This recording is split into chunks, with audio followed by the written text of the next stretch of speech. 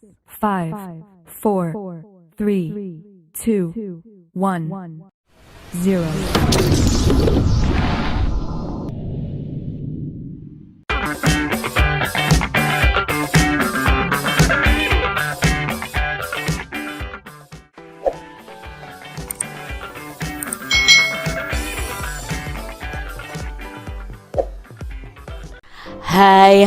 Hai, selamat datang di channel YouTube Kak Citra. Apa kabar adik-adik semuanya? Kak Citra berharap kalian dalam keadaan yang baik, sehat, dan siap untuk belajar bersama Kak Citra. Hari ini kita akan belajar bersama-sama untuk mata pelajaran tematik kelas 5. Kita belajar di tema 3, makanan sehat, subtema 1, bagaimana tubuh mengolah makanan, pembelajaran yang ketiga. Mari adik-adik yang hebat, kita belajar dengan penuh semangat. Siti, Udin, dan Lani masih membicarakan sistem pencernaan manusia. Mereka senang membicarakan tentang proses pencernaan yang berlangsung di dalam tubuh. Simaklah percakapan mereka. Bekal apa yang kamu bawa hari ini, Din? Tanya Siti. Tenang Siti, hari ini aku membawa makanan sehat loh. Aku membawa nasi dengan tumis sayur dan telur. Wah, kedengarannya enak, Din. Iya, enak dan sehat. Nah, sekarang aku mau tanya, apa ada yang masih ingat organ pencernaan manusia? Masih. Makanan dikunyah di dalam mulut dengan gigi. Kemudian makanan meluncur masuk ke kerongkongan untuk kemudian masuk ke lambung, sahut Siti. Dari lambung, makanan diubah menjadi bubur makanan yang kemudian diserap oleh apa? Tanya Lani. Usus halus. Usus halus akan menyerap semua sari-sari makanan, Lani. Selanjutnya, makanan yang tidak dapat dicerna bergerak menuju usus besar. Lanjut Siti. Aku lupa apa yang terjadi saat makanan berada di usus besar ya. Usus besar menyerap air yang terdapat dalam bubur makanan dan menjadi tempat terjadinya proses pembusukan makanan, Din. Kemudian makanan yang sudah melalui semua proses tersebut masuk ke anus untuk kemudian dibuang. Jangan lupa makan makanan yang sehat ya teman-teman, agar kesehatan organ pencernaan kita tetap terjaga. Nah, itu tadi ya percakapan Siti dan teman-temannya. Makanan sehat itu tidak harus mahal adik-adik. Makanan itu merupakan sumber energi bagi tubuh kita. Jadi ayo kita biasakan makan makanan yang bergizi dan makanan yang sehat. Nah, makanan itu merupakan bahan baku utama bagi manusia untuk bisa memproduksi energi dan memenuhi segala nutrisi yang diperlukan oleh tubuh. Ibaratnya nih, bensin yang sangat vital peranannya bagi kendaraan bermotor. Makanan itu juga sangat berperan bagi tubuh manusia dalam mempertahankan kelangsungan hidup manusia. Namun adik-adik, tidak semua jenis makanan yang dikonsumsi dapat memberikan asupan gizi yang baik dan sehat. Makanan yang sehat ialah makanan yang mengandung semua zat gizi yang dibutuhkan oleh tubuh untuk memperoleh energi. Jadi tidak semua makanan mahal, makanan enak itu adalah makanan sehat. Nah, makanan sehat di sini adalah makanan yang mengandung semua zat gizi. Dalam pemenuhan makanan, manusia itu tidak dapat bekerja sendiri adik-adik. Contohnya dalam budidaya padi, manusia itu selalu melakukan interaksi sosial dan interaksi dengan lingkungan hidupnya. Proses apa yang terjadi, lalu siapa saja yang terlibat dalam proses tersebut? Apakah dalam proses tersebut manusia berinteraksi dengan lingkungannya? Bagaimana dengan lingkungan sosialnya? Yuk kita pelajari bersama-sama. Nah, adik-adik, ada yang namanya interaksi sosial. Interaksi sosial adalah hubungan-hubungan sosial yang menyangkut hubungan antar individu, lalu hubungan individu dengan kelompok, dan kelompok dengan kelompok. Jadi, dalam kehidupan kita pasti ada interaksi. Nah, interaksi sosial ini ada yang hubungan antar individu atau antar orang, lalu individu dengan kelompok, kelompok dengan kelompok, itu adalah interaksi sosial. Nah, interaksi sosial ini amat dibutuhkan untuk kehidupan bersama, sebab individu itu tidak dapat hidup tanpa individu lainnya. Nah, makanya manusia itu disebut dengan makhluk sosial, karena kita itu membutuhkan bantuan orang lain untuk hidup.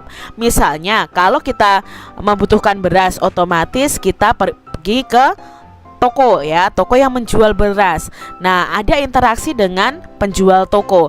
Nah, penjual toko mendapatkan beras dari mana? Oh, mendapatkan beras dari petani. Nah, antara penjual, ya, atau yang berjualan di toko dengan petani itu juga ada interaksi sosial.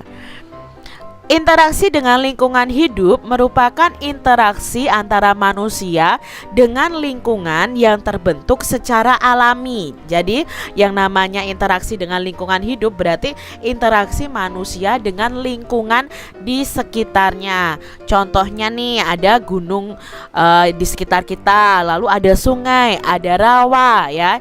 Itu merupakan contoh-contoh lingkungan alam yang biasanya manusia akan berinteraksi dengan lingkungan alam tersebut.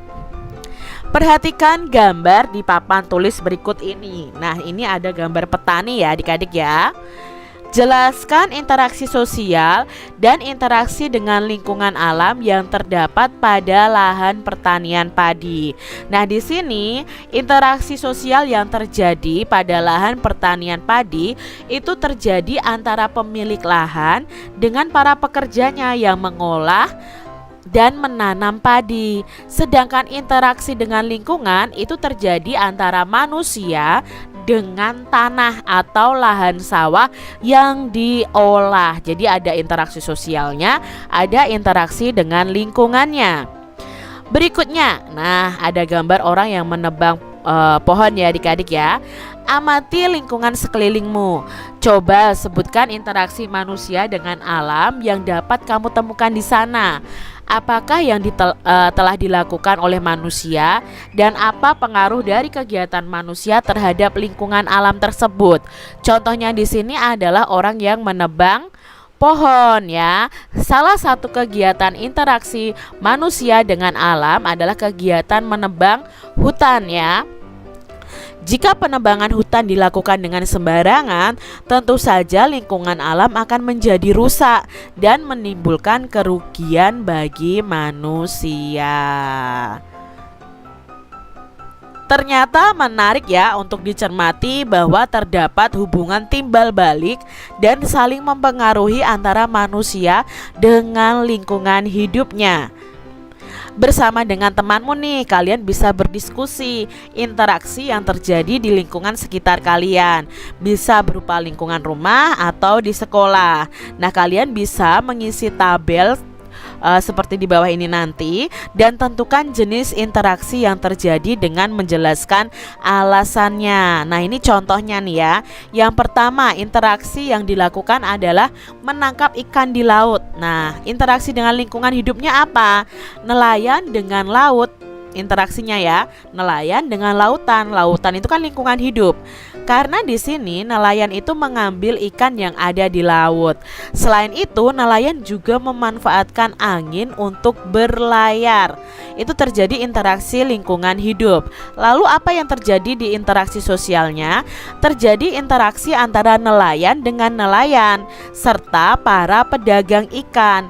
Nah, nelayan bersama-sama akan menangkap ikan dan menjualnya kepada para pedagang di pasar ikan. Nah, terjadi interaksi sosial, ya.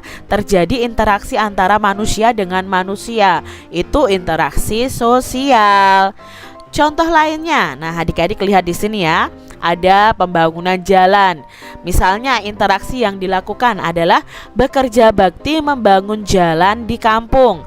Apakah ada interaksi dengan lingkungan hidup? Ada. Nah, interaksinya apa? Interaksinya antara manusia dengan tanah yang digunakan untuk membangun jalan. Lalu interaksi sosialnya apa? Interaksi manusia dengan manusianya. Nah, di sini terjadi interaksi antara warga masyarakat yang ikut bergotong royong membangun jalan. Contoh berikutnya ya. Interaksi yang dilakukan adalah kegiatan menyiram tanaman di rumah. Nah, interaksi lingkungan hidupnya adalah interaksi antara manusia dengan tumbuhan dan air. Lalu interaksi sosialnya adalah interaksi antara anggota keluarga yang saling membantu menyirami tanaman di rumah. Nah, itu tadi ya beberapa contoh. Contoh berikutnya ya, masih ada satu contoh lagi. Interaksi yang dilakukan untuk penghijauan hutan. Nah, interaksi lingkungan hidupnya apa di sini?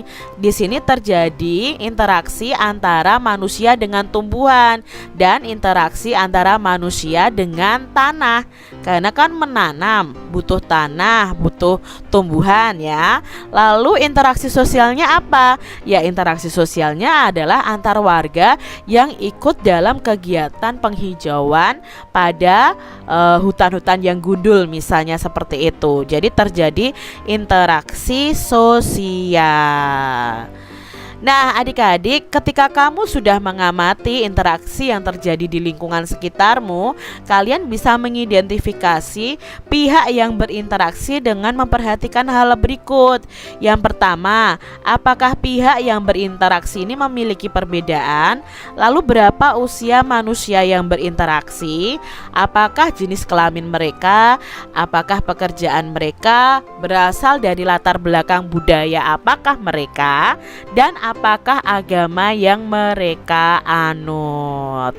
Nah, adik-adik yang hebat, Indonesia itu dikenal memiliki tingkat keragaman budaya, adat istiadat dan agama yang tinggi. Berdasarkan hasil pengamatanmu tersebut ya, buatlah nih sebuah komik sederhana yang mengetengahkan tentang interaksi yang dilakukan oleh manusia. Pastikan ya tulisan kalian ini menggunakan ejaan bahasa Indonesia yang santun dan tepat. Kalian bisa warnai komik kalian dengan rapi dan semenarik mungkin. Ini adalah contoh komiknya nih adik-adik ya, tentang interaksi sosial di masyarakat. Kalian bisa membuat komik yang lain berdasarkan imajinasi kalian masing-masing. Jadi diingat kembali ya pada pembelajaran tentang komik ya, pastinya ada gambar, lalu gambar itu tuh harus menjelaskan peristiwa yang ada percakapannya, tidak terlalu panjang ya, ada penjelasannya juga tidak terlalu panjang. Itu komik ya adik-adik ya, kalian buat berdasarkan imajinasi kalian masing-masing. Berdasarkan penelitian pada tahun 2010 adik-adik, konsumsi beras masyarakat Indonesia itu mencapai 100 kg per kapita per tahunnya. Ketersediaan beras di tanah air pada masa mendatang tidak sejalan dengan laju pertumbuhan penduduk. Nah, untuk mengurangi ketergantungan itu, perlu ada perubahan konsep dan kebiasaan makan masyarakat. Misalnya nih, mengganti nasi sebagai makanan pokok dengan makanan jenis lain. Salah satu cara yang belakangan dikampanyekan oleh pemerintah adalah tidak memakan nasi selama 1 hari. Kebiasaan ini misalnya dilakukan 1 hari dalam sepekan. Sebagai pengganti, selama sehari itu warga bisa mengonsumsi sumber karbohidrat lain seperti jagung, ubi, singkong, talas, kentang, dan sagu yang termasuk dalam makanan pokok juga adik-adik. Nah, untuk mendukung upaya pemerintah tersebut, adik-adik ditugaskan untuk membuat iklan tentang singkong sebagai pengganti nasi. Nah, amatilah iklan di bawah ini dengan seksama. Nah, di sini ada iklan tentang singkong ya, tentang kandungan singkong per 100 gramnya. Makanlah singkong sebagai pengganti nasi. Solusi makanan sehat, harga rakyat, rasa pejabat. Nah, dalam iklan ini ya dijabarkan apa saja sih kandungan singkong ya. Di dalam singkong ini kalau kita makan singkong ada airnya, ada besinya, ada kalsiumnya, fosfor, ada kalorinya, karbohidratnya, lemak, protein, vitamin ya. Ternyata singkong ini sangat bermanfaat untuk tubuh kita karena mengandung banyak sekali zat-zat yang diperlukan oleh tubuh kita.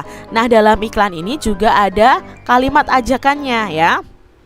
Makanlah singkong sebagai pengganti nasi. Kalian harus ingat bahwa iklan itu harus ada kalimat persuasif atau kalimat ajakan untuk bisa mengajak para pembaca atau orang yang melihatnya untuk tertarik melakukan hal tersebut atau membeli produknya. Ya, itu contoh dari iklan yang tentang singkong nih ya, pengganti nasi. Ya, adik-adik ya.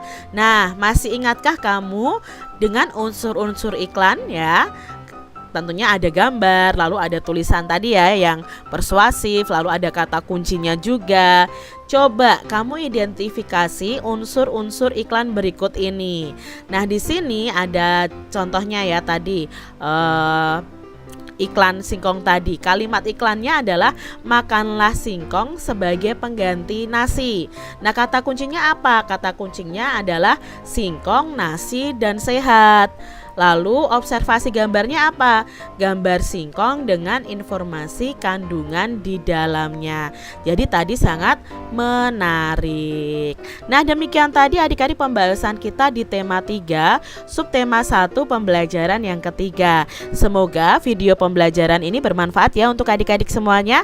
Dan sampai jumpa lagi di video pembelajaran Kak Citra selanjutnya. Tuhan memberkati. Jangan lupa tekan tombol subscribe, lalu tekan loncengnya, tekan juga tombol like, lalu share ke media sosial kalian. Jangan lupa untuk ikuti media sosial Kak Citra. Terima kasih.